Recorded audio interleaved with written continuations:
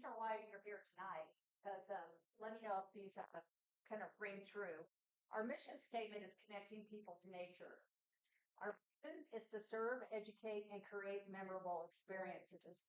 This is exactly what we're doing with evenings like tonight, and we will be replicating these throughout the year, a couple of months through towards the end of the year. So look into your social media or check with our store to see what's coming up next. And lastly, our values is together we fly. We really work as a team here, and about 12 people here with the experience.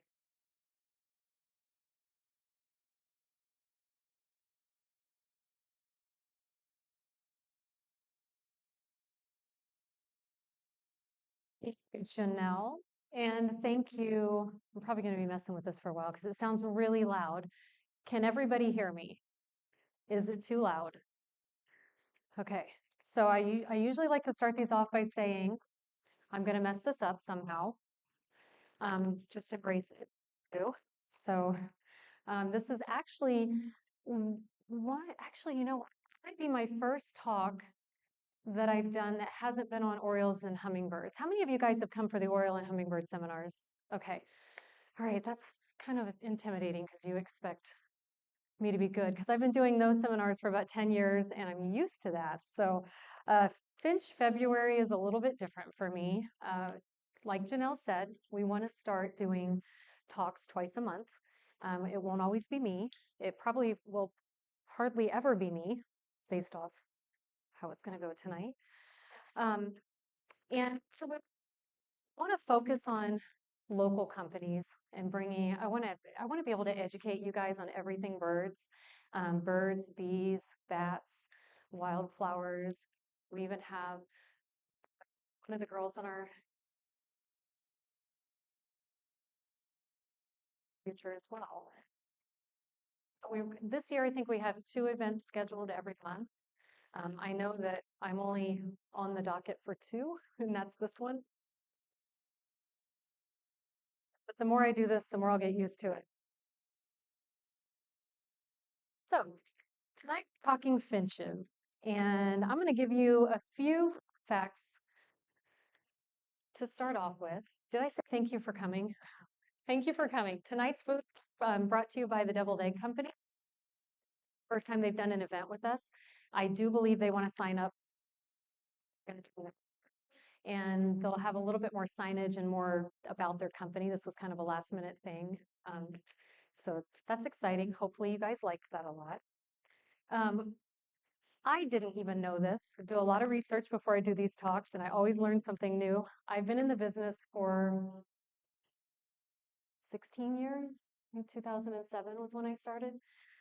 So learning something new, I mean, birds don't change. So I just learn something new every time I do a talk because I always feel like I want to bring you, you know what I feel like? I feel like if I say something wrong, somebody's going to go, no, that is wrong. You suck. So that's that's what I don't want to happen. So I want to make sure that, and the internet, if it's on the internet, it's got to be true, right? There you go. That's my philosophy. I did not know that there are 17 finch species in North America. 17. And I did not know that a lot of those, I don't think any of you would even consider finches because I didn't. And so I'm just going to give you a little rundown here. Up to 17 finches in North America. We get 12 of them in Nebraska, and basically we live in Nebraska where we only really get 3 of them. So for Nebraska and a lot of other places in Nebraska, variety than we do. We get kind of the eastern birds, but the western Nebraska gets like the western United States birds. So the goldfinch is definitely the most popular one. Then we have the house finch and the pine siskin. Does anybody here not know what a pine siskin is? I'm going to show you some examples tonight. Evening grosbeak, that is a finch. Didn't know that. Red crossbill, that's a finch. Didn't know that. Purple finch, that's obviously a finch.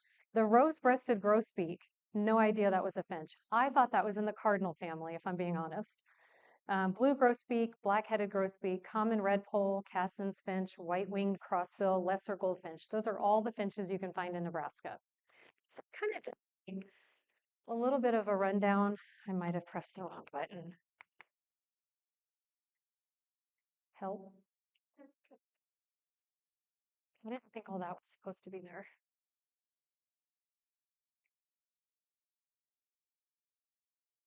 And then do I go up and down or left and right? It's push one. Just the middle one? Push the right one. That, okay. So I kind of did it. You don't have to read this. I just give you a few examples of some of the finches in North America, not necessarily Nebraska, but we do get the evening grosbeak. And I also wanted to point out for these birds, the evening grosbeak, has anybody ever seen one of those? Okay, so that there's only 3.4 million of those around. Oh, I did it again. Okay. As opposed to the house finch, which we're used to, of 31 million. So that, I mean, if you've seen an evening grosbeak, I feel it's a, I don't know, I think that's not common. The purple finch comes in, purple finch versus your house finch. A lot of people say they have purple finches as opposed to 5.9 purple finches. It's likely not telling you the differences between those two. Common redpoll, I thought that was a little less common at 38 million. I've seen that one before, but only once. You got the crossbill, that one's here at 7.8 million. And the pine siskin, that one's interesting because a lot of you probably have siskins and don't even know it unless you get your binoculars out and you're kind of like, what is, yeah. So I'll show you a comparison of those. 35 million, I was actually surprised because that's huge. And then you've got your American goldfinch coming in at 43 million in like the whole population. Okay, so. Okay.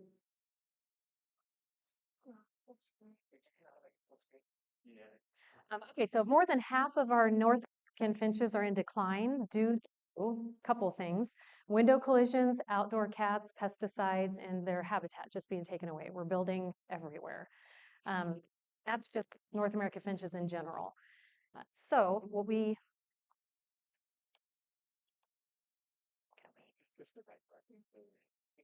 okay, got it. Okay, so one of the things that we carry that you can use to prevent that from happening is we call them window gyms. And you've probably heard of window alerts. We've had the window alerts for a lot of years. This comes 2 years. And the difference between the ones that we used to have and the ones we have now, these are all reusable. Had them for about 6 months. Has not had to replace them yet. So what happens is, this is just a fun one. This is a dandelion one. And on the back, it shows you what all it comes with. So you put this, it creates that the birds, it breaks your window up, basically lets your bird know that that's not the clear blue sky. Because your bird is looking at the window going, you know what, we're just going to take a stroll right into that window today.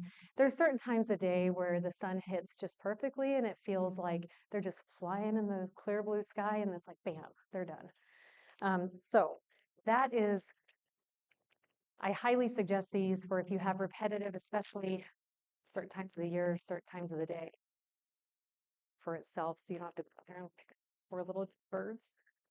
Okay, so most goldfinches,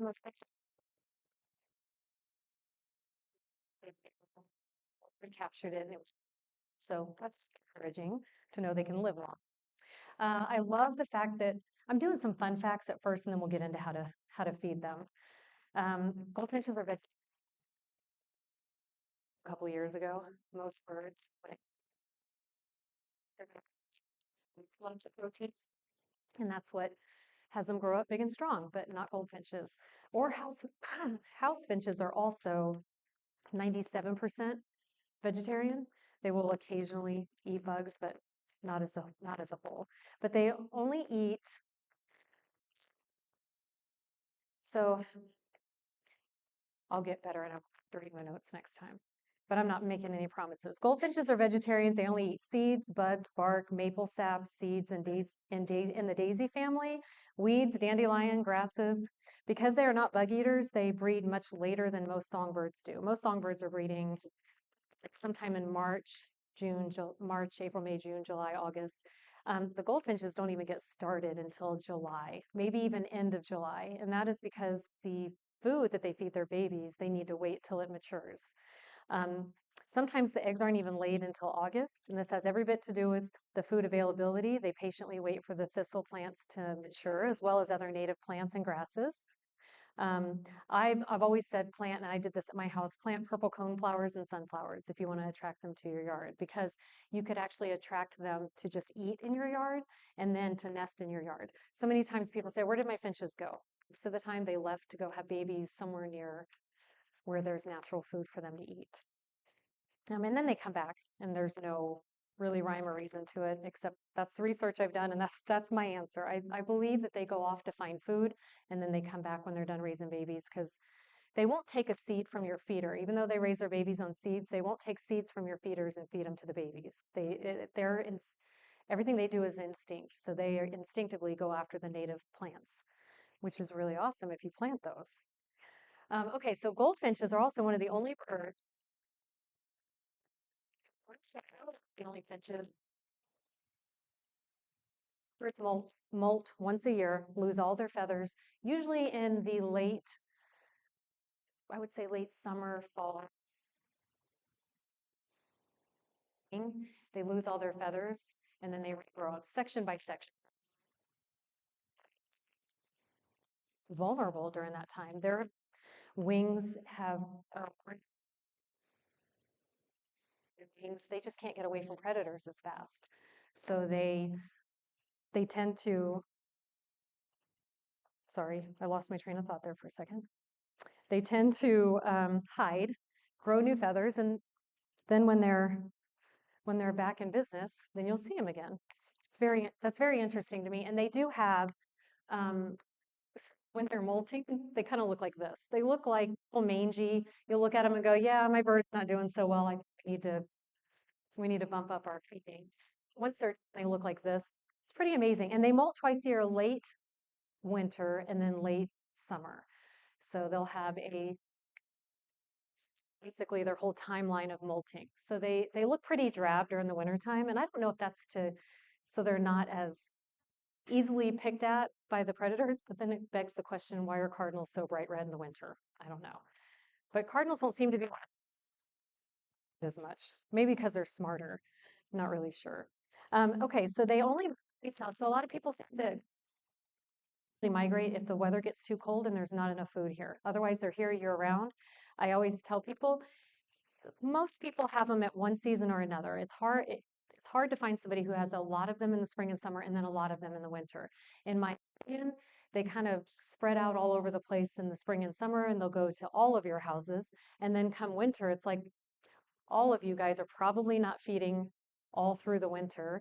So they congregate, and they come together during the winter. In numbers, there's safety in numbers. And then comes spring and summer. So I always tell people, I think I counted 90 goldfinches in my yard one winter. I was feeding like 8 pounds of Nigerian hearts a day. It was pretty crazy. Spring and summer, I said, then they might go out to your house. And you guys will get like 5 or 10, like 50 to 100 over the winter time, which I'm fine to feed them. It's fine until you guys can feed them in the spring and summer. But I think my husband said one time, can we put them on a diet?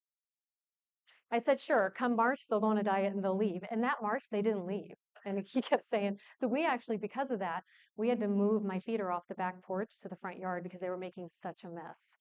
So interesting. My next one is cowbirds. Does it? Oh, they really don't. Like they don't. They're. I feel like they're kind of like hippies in the bird world. They just kind of fly by and lay their egg in a nest, and then they just keep moving. They do not raise their own young. Are usually raised by cardinals because cardinal parents will, and when they incubate and raise these babies, they feed them like they're their own. So you'll see a cardinal only really has maybe 2, if you're lucky, 3 eggs at a time. And if one of them is did I say cowbirds? Cardinals usually only have 2 or 3 babies at one time. If one of them's a cowbird, it's likely that actually in a cardinal nest, a cowbird can survive because a cardinal protein, and that's what the cardinal feeds is proteins. That's what the cowbirds need. Unfortunately, cowbirds love laying their eggs in finch nests, house finch and goldfinch nests. And when those parents go to raise those babies, they usually die because they're feeding them seeds, and cowbirds need protein. So then you're not supposed to take cowbird eggs out of a nest like that, but I know people do because they think that the finches that are raised out of that nest are going to die because the cowbird's going to take all of the food.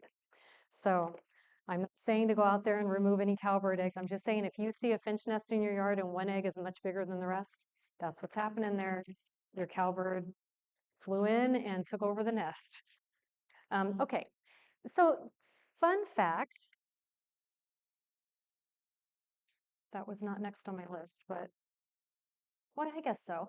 House finches. Interesting fact about the house finches is that they were not even in existence in Douglas County. It's been, I want to say it was in 1970 something that they found the first nest here in Douglas County. But house finches were once referred to as Hollywood finches. In April of 1941, the first house finch was found in Long Island. Audubon got involved, and a whole secret ring of house finch shipments from California were shipped out to pet stores on the East Coast.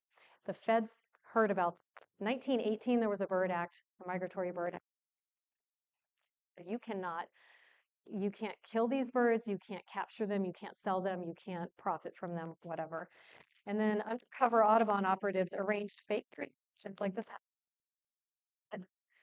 35 finches. So they faked this whole ring to catch the criminals in the act. It was found that 100,000 house finches were captured in California and shipped east. Word got out the Hollywood finches because they called them Hollywood because they were from Hollywood, California. Shops had to get rid of illegal stock, so they let them fly and they released them in New York City in 1940. And it wasn't until I want to say sometime in the 70s that they kind of made their way, but they flourished. I mean, they basically took over. And so this was just my showing you guys, this is what a house finch looks like compared to a purple finch. Um, House finches can be a little more purple than that as well. So that was just a side story as to how the Hollywood finches really weren't. They were part of way west and then Mexico. Yes.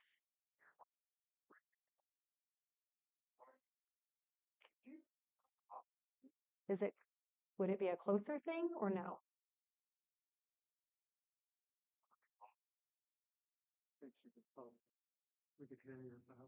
Do you want me to just take it off? I'll just leave it like that and just talk. Is that a little bit better? Thank you guys so much. I'm so sorry. I can't hear myself the way you guys can hear me. Okay. I'm just going to try to talk a little bit louder.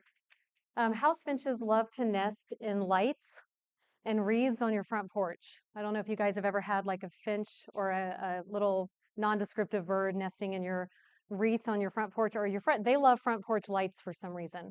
And I kind of put an example here. Your goldfinches will build nests in the trees. Don't want them. House finches are right up in your business and off your front porch. And have you ever been dive bombed when you try to go into your house? I have customers who don't go in certain doors because there's a bird nesting there and they don't want to mess with them. That would kind of be your house finches. They love to nest close. Can everybody hear me in the back? They love to nest close to our houses because I wonder if that's how they got the name house finch. Because we keep the predators away. So there aren't as many predators going after their eggs if they're up by your front door, by your front porch. So, and then I did say, I thought this was kind of interesting. In 1994, the house finches had their own pandemic hit where there was just this like conjunctivitis eye disease that was going around. And I know we hear that about once every couple of years. It's like the bird flu is going around and their eyes are falling out. It's the same disease they've had since 1994. It's very contagious among the bird. In the house finch community, it's not you don't necessarily see them giving it to other birds, but among themselves. They get this really bad. I've walked right up to one before, touched him, and he didn't even me. Mother Nature takes course at that point, and they're just slower, and they become predator food at that point. That happened in 1994, and we're still eye disease go around. And the biggest thing you can do to prevent any spread in your yard is to keep your feeding station clean as you possibly can, so that they're not spreading it among themselves. Okay, so getting down to the finches that we see the most often here. I've got them all here. This is actually a goldfinch compared to a pine siskin, and I wanted to show you a little more up close. This is a goldfinch kind of molting, but compared to a pine siskin, pine siskins, in my opinion, look like a female house finch with a yellow wing bar, and they're not a flock of goldfinches, but can easily be mistaken for. So that's the pine siskin, and there's the female house finch. To me, they look the same, except the female house finch is missing. Goldfinch, the female goldfinch looks much like the male, just drabber. Then you got the pine siskin, male house finch and female house finch, and then your purple finches at the bottom.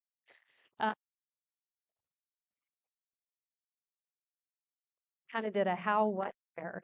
Um, they're not overly particular, but I do find that if you feed them with specific finch feeders, it does attract more of them. Finches, they're clinging birds. If we say this didn't have a tray on it, they'd say, well, where are they going to sit? They don't normally sit. They like to cling. They cling on the side of the feeders on the mesh. So one of my favorite, I've had these for probably 10 years. To put 2 of these guys out. This is what it and this is how I knew I had as many as I had, because I could count the 36 on each feeder, and then I was counting yellow all over the ground. It was crazy.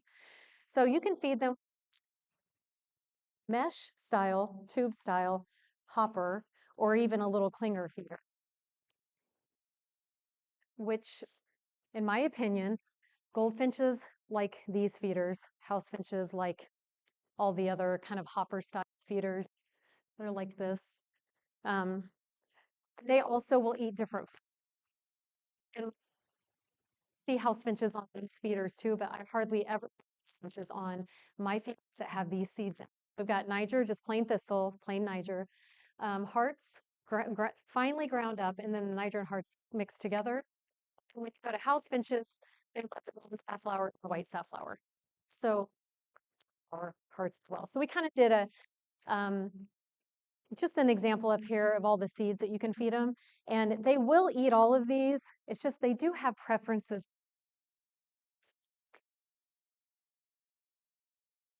I don't know where that noise is coming from. All right, we're just going to let it. So then when you feed, I haven't fed in tube style feeders in a really long time, except for a 3-tube finch feeder. And I only use that plastic. I don't like using plastic tubes for feeding finches, because if any moisture gets in there, it gets seed wet, it molds, it clumps together, they can't pull it out of the holes. It's just hard for them to eat at that point. And then I have to take the whole feeder apart and clean it. And doing that with a 3-tube finch feeder, I don't love doing it, but I will do it. They empty that out daily for me. That's why I will only use a plastic tube feeder if they're emptying it out once every at least 2 to 3 days.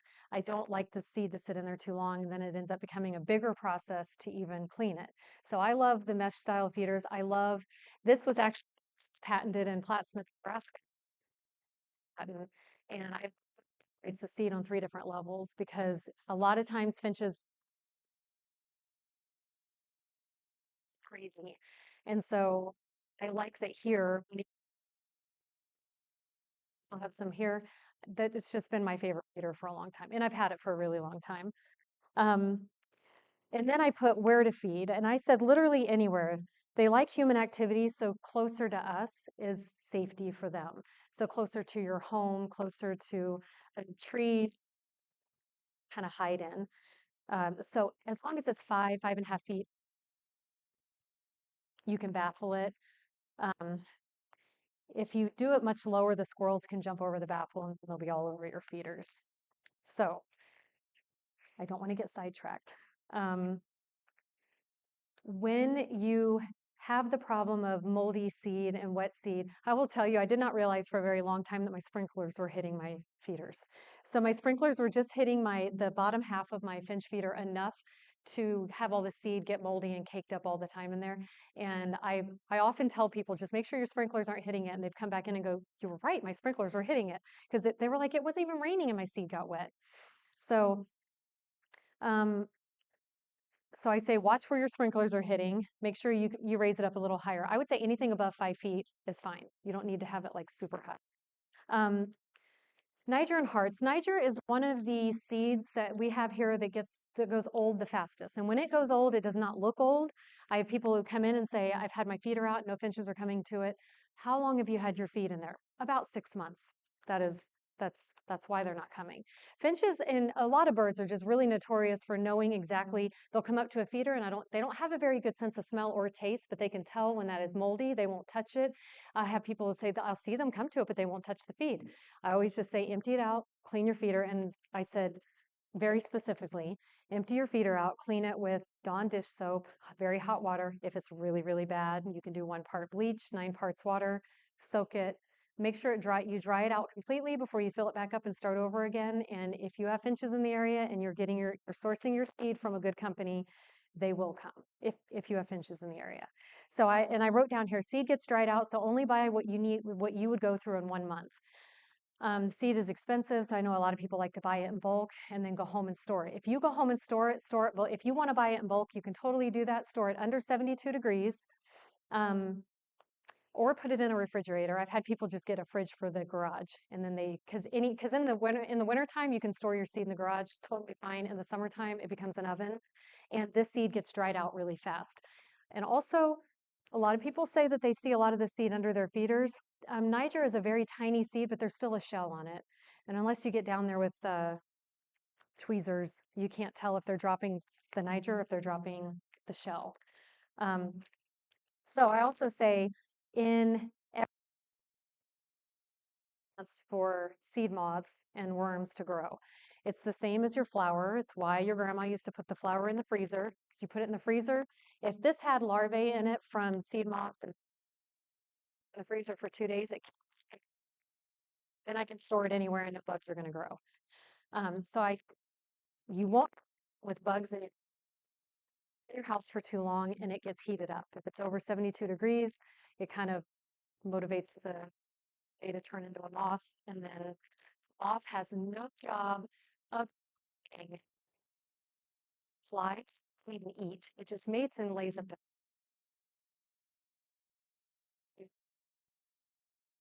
pantry moths, and it's hard to get rid of them. It's ridiculous.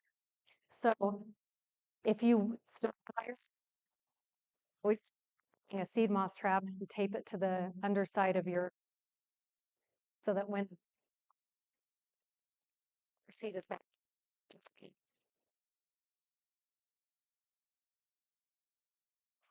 So I would not throw the seed away. The birds will still eat it. You will never buy it from our store with bugs in it. We make sure that you go home with it bug free. We source our seed once a week. We get 7,000 pounds of seed here, about once a week. So I wanted to talk about old versus new. If your seed, this is a very black, shiny, new, oily Niger seed. I don't want to call out any companies, but if you go to local grocery stores or local home improvement stores and you buy a big bag for really cheap and it looks like grayish or it looks like it doesn't have the shiny black, you're buying old dried out seed that your finches are probably not going to eat. And the difference with that is we get ours in probably once a week. We don't have a lot of room. Well, we have more room now to store seed than we used to, but the bigger box stores have a lot more room to store seeds, so they buy it in bulk for really cheap, and not even the quality that we get. And then it sits in their back room for who knows how long before you get it. And then I will have somebody say, I just bought this last week at wherever, and my birds won't touch it. And so I'll send them home with a sample of this and say,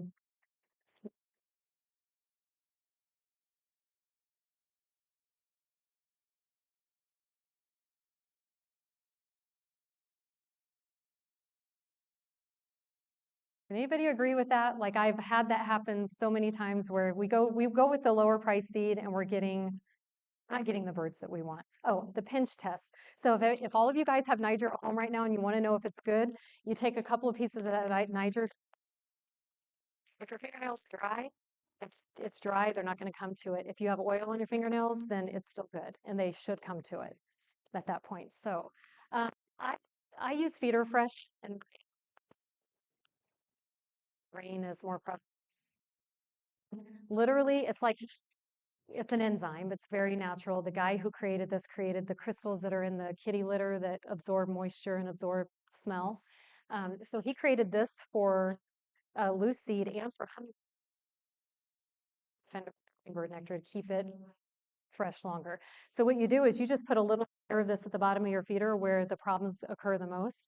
And then when it does get wet, it literally absorbs the moisture and you won't have that problem. So I put a layer of it in the bottom of mine, and I'll even sprinkle it throughout my seed just in case the sprinkler goes rogue and starts getting my feeders wet again. So I love Feeder Fresh for that, and it's pretty affordable. Um, like I said, finches are notorious leaving that amount of seed. So whenever I go to empty my feeders, not necessarily this one, because this one I don't have that problem with, but if I'm using a feeder that's like this or my 3-tube finch feeders, there's that much left in there and I want to fill it up, I empty that out. I fill it up with new seed and I put the old back on the top. And I feel like my mom when I do that. It's like, you are going to eat it. You are not wasting that. It's still the same kind of seed, and they eat it the next day when I put it at the top. So I'm very, and once you see how much seed costs, you're like, you want them to eat all of it. I'm looking at the ground going, I think I can sweep that up and put it back in my feeder. So I love that. I love that you can just recycle their food and make them eat it the next day. Okay, so I said they're notorious for, all right, squirrels and rain. So squirrels are not usually a problem at my feeders because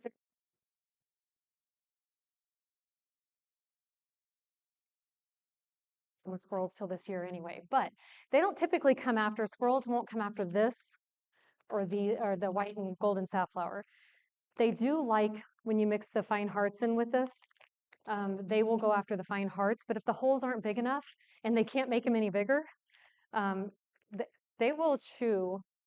If you have really innovative squirrels, they'll chew this hole big enough to where they can get a lot of food out of it. Not all squirrels will do that. They called these the no-no feeders in the beginning because it was no wood, no plastic, which meant no squirrels and no damage. So I have not had, the only thing I've ever had break on this was about after 7 years, the weld came off there and I just welded it back on. So that works. So I say use a baffle overhead, and I kind of did this as an example. This witch hat baffle has been around for a while. They have it for over feeders. They have it for on your pole. It's just a different hole size here. This stops the squirrels from going up the pole and getting to any of your feeders. But on here, I mean, this is kind of redundant. I'm just, for here, you didn't have this in there. If the squirrel came up, came down, he could not get. So this serves as a squirrel baffle and a weather guard, which I think is, come spring, the weather guard is important. I say clean your feeders once in the winter, then so you don't have as much regularly, and there's not a lot of buildup, and there's not, you can kind of tell by looking at it. Then you could maybe let it go enough in the dead heat of summer when the humidity.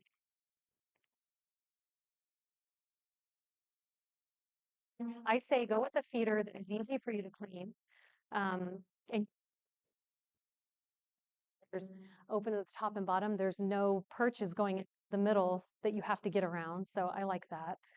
Um, I wrote down, they will stop coming if seed has gotten wet, moldy, and the feeder is dirty. If all else fails, empty, wash it, and like, my vacuum cleaners are going to go now. Do you want to ask Dale to turn the vacuum cleaner? Um, then I wrote seed in the big box stores versus small business. We source ours from Des Moines Seed.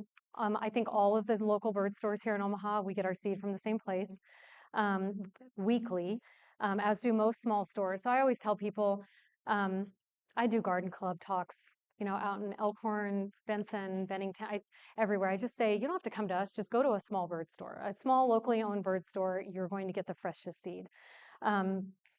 Most small stores, due to no room, get their seed in weekly versus the other bigger box stores having a bigger space in the back to hold it.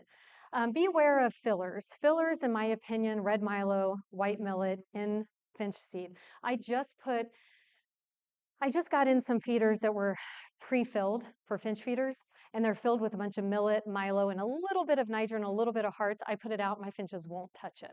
I'm actually considering emptying all of them, filling them up with actual nitrogen hearts so that it's good seed. The filler millet, unless you have doves, juncos, maybe even some cardinals that would feed off the ground, they just drop it to the ground and then your ground birds eat that. And if you go into a store, and I don't believe in millet being in a finch mix. Finches, in my opinion, do not eat millet. I put millet in a feeder for the indigo buntings when they come in the springtime because they really do like millet. Juncos like millet in the wintertime. I don't know how they get any nutrients out of it, but apparently they do. So just be aware of filler seeds, of seeds being cheaper because they're putting less quality seed inside of it. I always tell people if it looks too yellow or too like red, if it has red millet, milo, red milo, nobody eats. That is like, I think the millets, even some birds do eat it, but nobody eats the red milo. So just be aware of what is in your seed. And if you don't know, ask them. And if they don't know, then that's a red flag. Okay, so I'm going to close this out by saying, feeding can be fun, but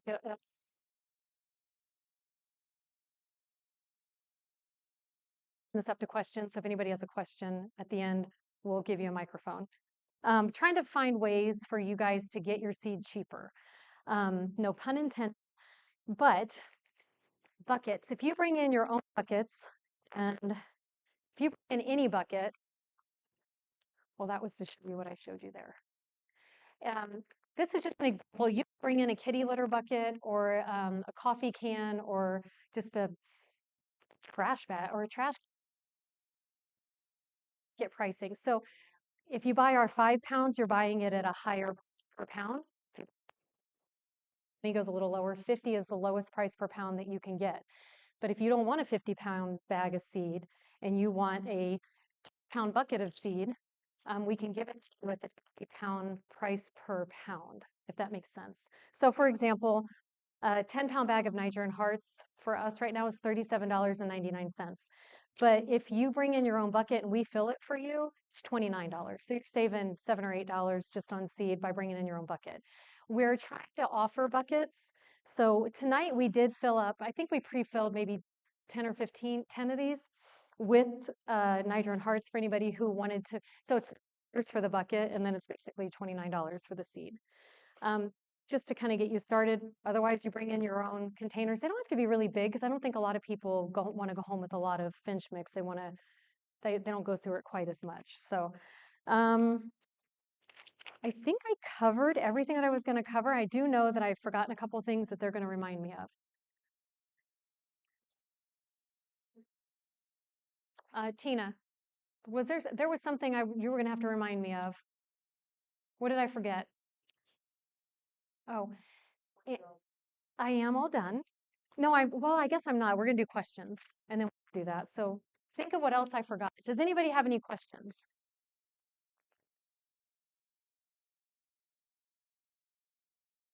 Okay, so we have door prizes and then we have another prize.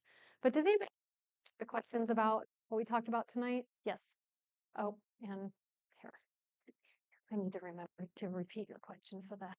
Regarding garden or seed, Mhm. I understand that the grackles and the starlings don't like the white safflower.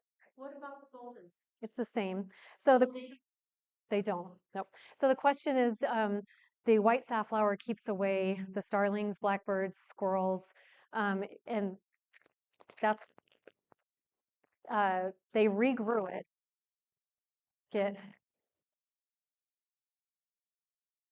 They actually marketed it first to say a no growth.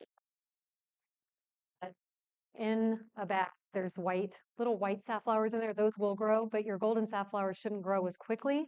So the question is, do blackbirds, squirrels, critters, we're talking raccoons, the only critter that all the things you don't want aren't attracted to this, white or golden. So that's what golden safflower becomes very quickly becomes a favorite of ours in the spring and summer when the blackbirds arrive. And when they come and eat all of your food and you're like, I'm tired of feeding blackbirds all of this expensive food, so they start feeding. And you lose some, not all of them. You get a good variety of your birds with those. And fun fact, goldfinches like the golden safflower and house finches like this. I've never seen the goldfinches on my white safflower for some reason, but house finches love the safflowers. So thank you for that question. Yes.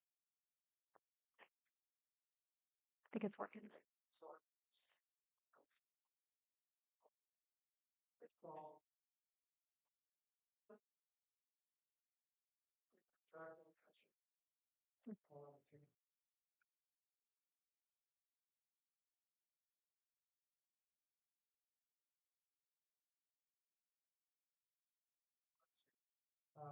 You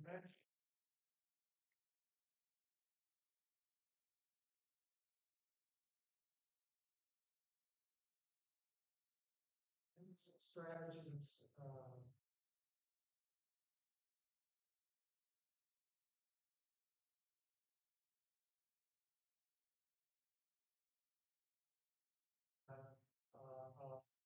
feeding station with the what's in I know I would have some dog filters, right? What other varieties can I keep them on? When you say black seed, are you talking the black oil sunflower? So black oil sunflower, the question is if what other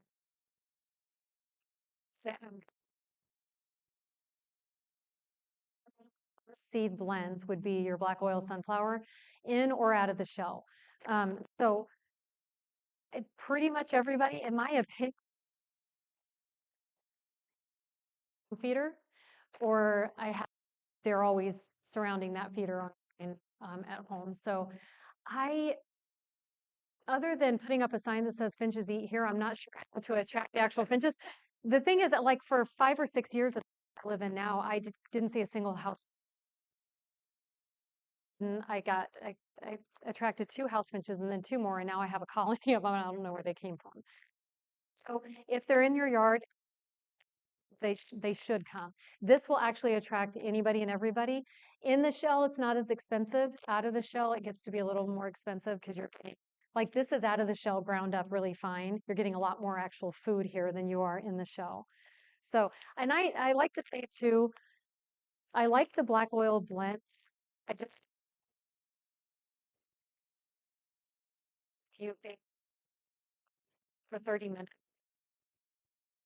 to where it won't grow. Not a lot of people want to do that. You can if you want to. Get out of the shell and that maybe not feed so much in quantity. So the question I have is Is it necessary? Sunshade is necessary. I think when you're baffling it for rain, it's just to keep the water out of it. I do think you could shade it because the sun heats up the seed when it gets wet and causes it to mold. But I don't know if you're going to completely get rid of that problem because you could shade it from the sun, but just still the heat and the humidity still be a problem. It doesn't hurt, I guess. I mean, that's a good question. I'm gonna have to do some more research on that one. Okay, go ahead. Sorry.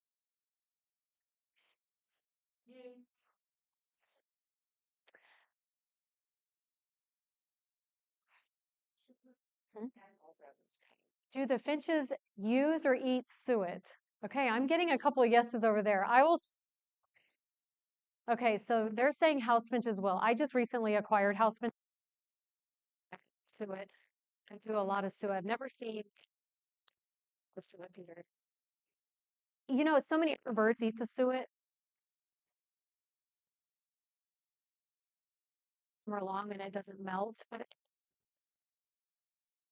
a source of fat for it out of like a beak full of this versus a beak full of suet it's like saying cotton candy versus a protein shake. So definitely more important in the wintertime when their natural sources are frozen and not readily available. Oh, they do. The woodpeckers love it. The woodpeckers also love the side of my house sometimes. So my husband doesn't love that. Yeah, I have a feeling they find something else if they keep finding. But I didn't say that out loud. Any other questions? Yes. Mhm. Yes, yes. And so before you guys leave tonight, if you're interested in like some a lot of what I talked about tonight, and I wrote a blog post for our website, um, talking about seed and picking the right feeder and the right seed and getting your yard ready. One of the things it says birds have an extremely developed sensitivity to color and are attracted to bright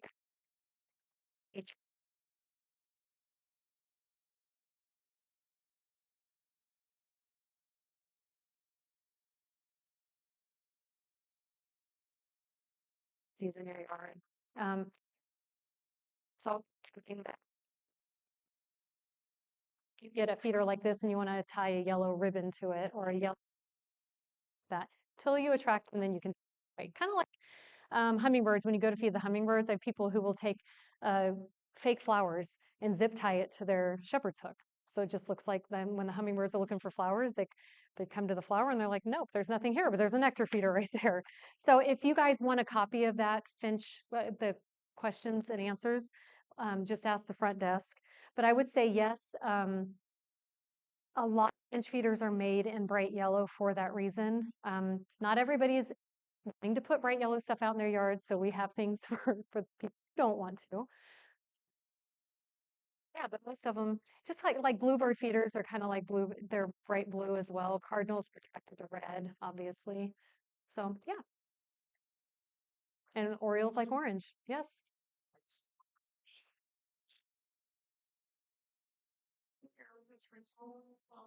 Responding to text message. Good. How about email? And social media? Zero. Okay. Okay. Thank you. It helps us understand how to communicate between what's that about how. Yeah, well, that's good. Sparrow. Quality, Yeah, quality of the food. they do. My brother lives out here.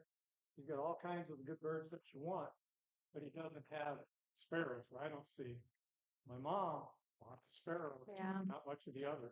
So what's the? So sparrows.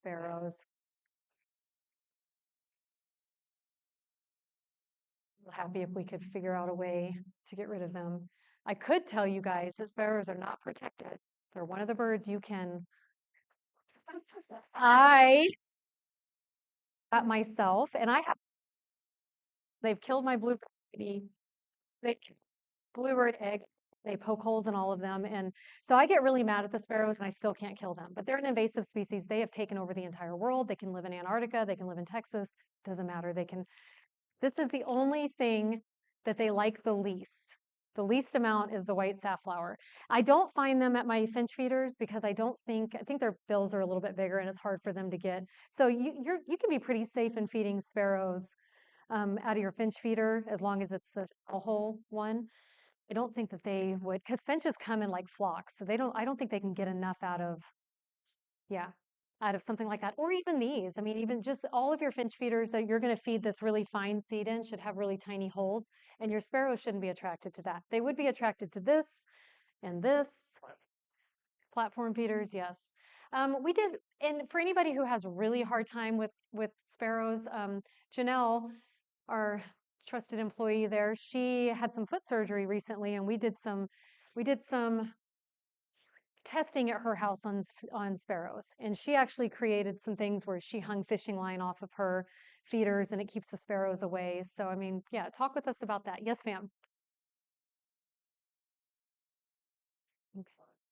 Well, I mean, they do. Well, we're still testing it out in Janelle's yard, so I don't know. I mean, I think the quality of seed you buy, I mean, I will say there's a couple things that I've been told that if you feed corn and millet in a feeder away from all your other feeders, that your junk birds will go there to the junk seed. So the blackbirds and the sparrows love the corn and the millet. So that's that on the sparrows. Go ahead. What about the soft? Yes, yeah, and I had them.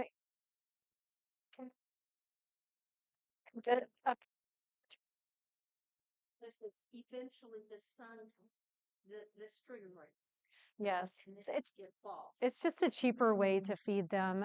The finches will actually cling onto the sock. The only problem I've ever had with the socks is that when my squirrel got up on one, it chews through it if I have Niger hearts in it. So if I do a sock, I either have to do straight Niger or I have to do some kind of a baffle over it. But it is a very cheaper way, especially, thank you, especially if you want to see if you can go to your yard. So anything like these two. Yep, yellow, and then I have the white.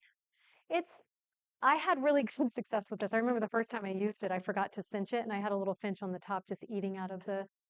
It's really cool. But no, the socks do very well, and I would say it's a great tester. So you can pay $6.99 or $8.99 for a little feeder, get a little sample bag, stick it out there, and I'd say if you're doing it for the first time, maybe use the yellow one because they'll be more attracted to that. That one of their favorite seeds is sunflower. So a sunflower, have you ever seen a sunflower picture, pretty sunflower with the goldfinch right in the middle? So I didn't know this for a long time, but the middle of that sunflower is all the black oil sunflower seeds. So this is what they're trying to eat out of the middle there. So, right, I think we're done, and I have a few. Um, Tina, I don't actually know what I ended up doing here. Great. What happened tonight, I don't know about because I was in charge of just doing this. So under one of your chairs, This for the, do you want to say it? What are they looking for? you're looking for a goldfinch sticker under your chair. Under your chair. So everybody's got to look under. I don't even know which chair it is. So if you've got a goldfinch sticker under your chair, and just holler.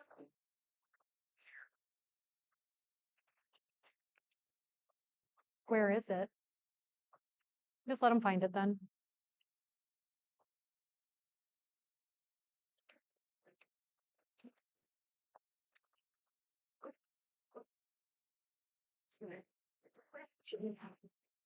Now, since you guys are up, can you just move the, I'm kidding. Can you put the chairs away for me?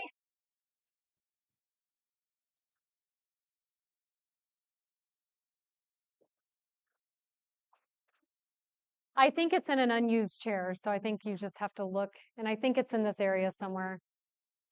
Yeah, okay, we got you. There you go. Okay, and then, yeah. Okay, if you get your raffle tickets out, the 583040 is a giveaway. Here's the other ones on there. Yep. And then 583046. Oh no. Yes or no? If you're not here, it goes home with me. My husband doesn't want any more finch feeders. 46, yes. Okay, so then I needed to let you guys know seed tonight is 10% off, and then any feeders are 20% off. So if you guys want to shop, you can shop. If you want to ask questions, you can ask questions. Just grab one of us. Any of us are here to help. Thank you. Thank you guys for coming. I appreciate it.